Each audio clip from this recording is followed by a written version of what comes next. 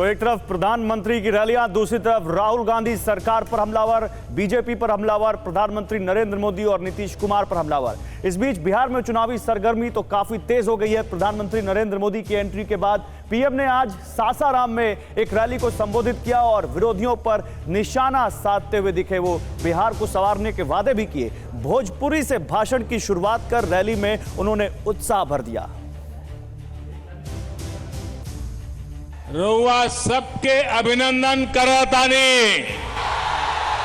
बिहार की भाषा, बिहार की माटी और बिहार के मान सम्मान के वादे के साथ पीएम मोदी आज ताबड़तोड़ 3 रैलियों के लिए बिहार की जमीन पर हैं। रोहतास में जनसभा के जरिए नीतीश के काम की सराहना के साथ पीएम ने विरोधियों पर निशाने साधे।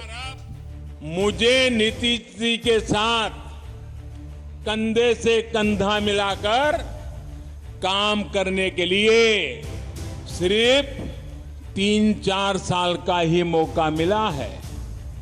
बाकी तो यूपीए के साथ संघर्ष करने में बिहार का टाइम गया है। पीएम ने स्वर्गीय रामविलास पासवान, रघुवंश प्रसाद के योगदान को याद करते हुए दलित वोटरों को भी लुभाने के साथ आरजेडी पर करारा वार किया। कोरोना महामारी के बीच बड़ी संख्या में उनकी रैली में भीड़ जुटी। पीएम ने महामारी से निपटने में सरकार की सराहना की। कहा कि अगर प्रयास बेहतर ना होते तो हाहाकार से कोई नहीं रोक सकता था। पीएम ने कहा कि 2014 में केंद्र में सरकार बनने के बाद बिहार को डबल इंजन की ताकत मिली और इस चुनाव में इसका असर बिहार की जनता दिखाएगी। बिहार के लोगों ने मन बना लिया है। बिहार के लोगों ने ठान लिया है कि जिनका इतिहास बिहार को बीमारू बनाने का है, उन्हें आसपास भी नहीं फटकने देंगे। पीएम की ये तो बस शुरुआत है। राज्य में वो करीब 20 रैलियां करेंगे। पीएम ने शिक्षा व्यवस्था में अमूलचूल परिवर्तन का भरोसा भी दिया। उधर प्रधानमंत्री नरेंद्र मोदी ने गया में भी एक रैली को संबोधित किया और कहा कि बिहार में एनडीए सरकार क्यों जरूरी है, ये लोगों को बताया। भाइयों और बहनों, बिहार के चुनाव इस बार 2 कारणों से अहम है। एक तो कोरोना महामारी के बीच ये दुनिया का पहला बड़ा चुनाव है जहां इतनी बड़ी संख्या में मतदान होने वाला है। इसलिए नजर इस बात पर है, खुद को सुरक्षित रखते हुए बिहार लोकतंत्र को मजबूत कैसे करता है। 90 के दशक में बिहार के लोगों ने, यहां के लोगों का कितना अहित किया गया। बिहार को अराजकता और अव्यवस्था के किस दलदल में धकेल दिया, ये आप में से अधिकांश ने अनुभव किया है। आज भी बिहार की अनेक समस्याओं की जड़ में 90 के दशक की अव्यवस्था है, कुशासन है। भाइयों और बहनों, एनडीए के विरोध में इन लोगों ने मिलकर जो पिटारा बनाया है, जिसे ये लोग महागठबंधन कहते हैं, उसकी रग रग से बिहार का एक एक नागरिक वाकिफ है। उधर अजरबैजान और आर्मीनिया के युद्ध का 1 महीना पूरा होने को आया, लेकिन मौत अभी भी जारी है। आज आर्मीनिया ने एक वीडियो जारी किया जिसमें अजरबैजान की ओर से सीरिया के आतंकी लड़ रहे दिखाई दे रहे हैं। 1 महीना होने को आया, युद्ध के 27 दिन हो गए, लेकिन जंग थम नहीं रही। पिछले 26 दिनों से लाशें गिर रही हैं, लेकिन जंग थम नहीं रही। कई रिहायशी इलाके बर्बाद हो गए, लेकिन जंग थम नहीं रही। हवाओं में बारूद घुल गया, लेकिन जंग थम नहीं रही। और थमेगी भी कैसे? ये मंजर देख रहे हैं आप। जहां तक नजर डालिए, आर्मेनियाई सेना के जवानों की लाशों का अंबार पड़ा है। रूह कबा देने वाली ये तस्वीर अजरबैजान के कब्जे वाले इलाके गुबाटली से आई है, जहां पर जवानों के शव बिखरे पड़े हैं।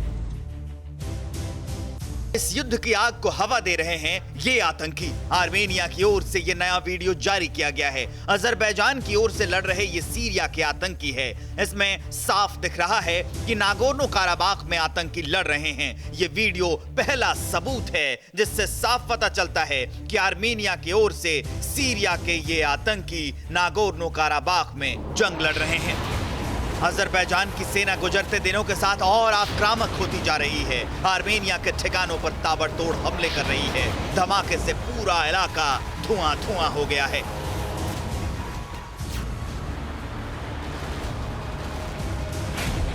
ये खतरा कब थमेगा कुछ नहीं पता। ये जंग कब थमेगी कुछ नहीं पता।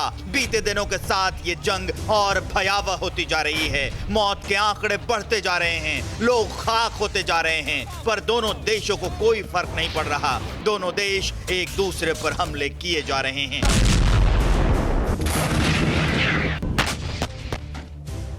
उधर आर्मीनिया और अजरबैजान दोनों एक दूसरे पर ड्रोन से हमले कर रहे हैं। वहीं ग्राउंड जीरो पर TV9 भारतवर्ष के जाबाज मौजूद हैं। अजरबैजान से आए ड्रोन को आर्मीनिया ने गिरा दिया।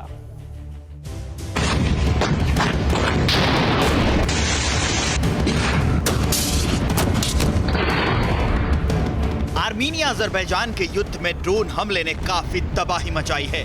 आर्मीनिया और अजरबैजान दोनों ही देशों के ओर से ड्रोन हमले किए गए हैं, लेकिन अजरबैजान ने ज्यादा ड्रोन हमले किए हैं और बर्बादी ज्यादा की है।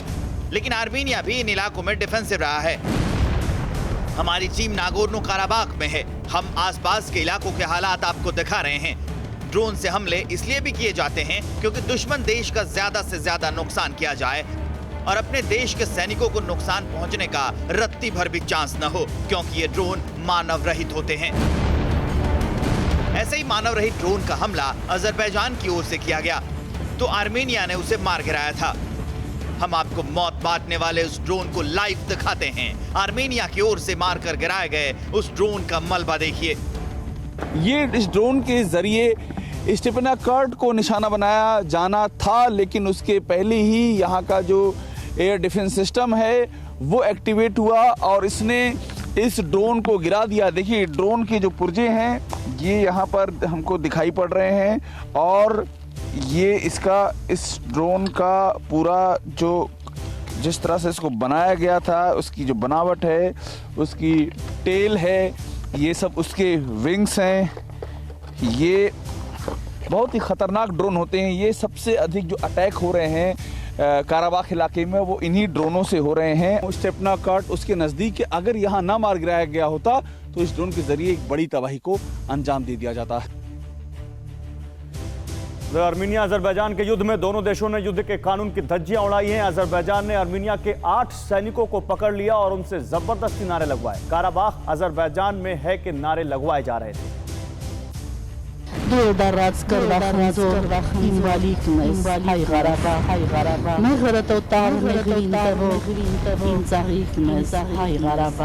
आर्मीनिया और अजरबैजान दोनों ही देशों ने युद्ध के कानूनों की धज्जियां उड़ाई हैं, मन भर बर्बादी की है। दोनों देशों ने सैनिकों के साथ बहुत खतरनाक और घटिया व्यवहार किया है। कुछ तस्वीरें तो ऐसी आई जिससे इंसानियत भी पनाह मांगे। कुछ दिन पहले ही ऐसी तस्वीर भी सामने आई थी जिसमें सैनिकों की खाल उधेड़ दी गई थी। कई ऐसी तस्वीरें आई जिसमें पूरे इलाके में सिर्फ लाशें दिखी। अब की बार जो तस्वीर आई है वो थोड़ी सुकून देने वाली है, लेकिन पिछली तस्वीरों को देखकर इससे भी डर पैदा हो जाता है। इन तस्वीरों को देखिए। आर्मेनिया के 8 सैनिकों को अजरबैजान ने पकड़ लिया है। नागोर्नो काराबाख युद्ध में पकड़े गए ये युद्धबंदी हैं। इनके सामने अजरबैजान के सैनिक घूम रहे हैं और उनसे जबरदस्ती नारे लगवा रहे हैं कि काराबाख अजरबैजान में है। Karabakh Azerbaijan, Karabakh Azerbaijan, Karabakh Azerbaijan, Karabakh Azerbaijan, Karabakh Azerbaijan, Karabakh Azerbaijan, Karabakh Azerbaijan. उधर सीमा पार आर्मेनिया में नई आफत आ गई है। जंग से तबाह काराबाख में कोरोना भी कोहराम मचा रहा है। काराबाख में तेजी से कोरोना फैल रहा है। बंकरों में रखे गए मरीजों से बड़ी तादाद में कोरोना संक्रमण फैल गया है। हमले से बचने के लिए लोग बंकरों में छिपे थे। ये लोग अजरबैजान के आसमानी हमले से बचने के लिए यहाँ बंकरों में रखे गए थे, क्योंकि अजरबैजान लगातार ड्रोन से हमले कर रहा था। आर्मेनिया ने इस हमले का बदला लिया। अपने एयर डिफेंस मिसाइल सिस्टम से अजरबैजान के ठिकानों पर ताबड़तोड़ हमले किए। उधर भारतीय नौसेना की ताकत और बढ़ गई है। नौसेना ने एंटी शिप मिसाइल का सफल परीक्षण किया है। ये भारत की नौसेना का शुरत्व है। ये पानी में अपने देश की ताकत का तत्व है। इस शिप से निकली ये मिसाइल हर नौसैनिक की कुशलता है। ये डेडली वेपन की प्रबलता है और ये आईएनएस प्रबल है। भारतीय नौसेना ने मिसाइल कार्वेट जहाज आईएनएस प्रबल से लॉन्च की गई एंटी शिप मिसाइल का प्रदर्शन किया और अपनी ताकत दिखाई। इस एंटी शिप मिसाइल ने अधिकतम सीमा पर बेहद सटीकता के साथ अपने लक्ष्य को निशाना बनाया। इसने टारगेट को पूरी तरह तबाह कर दिया। जिस जहाज को टारगेट बनाकर यह मिसाइल दागी गई थी, इस मिसाइल ने उसे पूरी तरह से डुबो दिया, नामो निशान मिटा दिया। भारतीय नौसेना ने इस परीक्षण का वीडियो भी जारी किया है। देखिए कैसे एंटी शिप मिसाइल आईएनएस प्रबल से दागी गई। यह मिसाइल अधिकतम दूरी तक मार कर सकती है। इससे नेवी की ताकत में इजाफा होगा। इससे दुश्मन के होश फाख्ता हो जाएंगे। अपनी सीमाओं को सुरक्षित करने के लिए पिछले कुछ वक्त में भारतीय रक्षा बलों ने कई मिसाइलों का सफल परीक्षण किया है, जिनमें सतह से सतह पर मार करने वाली सुपरसोनिक क्रूज मिसाइल ब्रह्मोस और एंटी रेडिएशन मिसाइल रुद्रम 1 शामिल है। भारत में परमाणु आयुध ले जाने में सक्षम हाइपरसोनिक मिसाइल शौर्य का भी सफलतापूर्वक परीक्षण कर लिया गया है। रुद्रम 1 भारत का पहला made in India anti radiation हथियार है। इसके अलावा पिछले 30 सितंबर को ब्रह्मोस के सतह से सतह पर मार करने वाले नए प्रारूप का सफल परीक्षण किया गया था। इस मिसाइल की मारक क्षमता 290 किलोमीटर से बढ़ाकर 400 किलोमीटर की दूरी तक की गई है।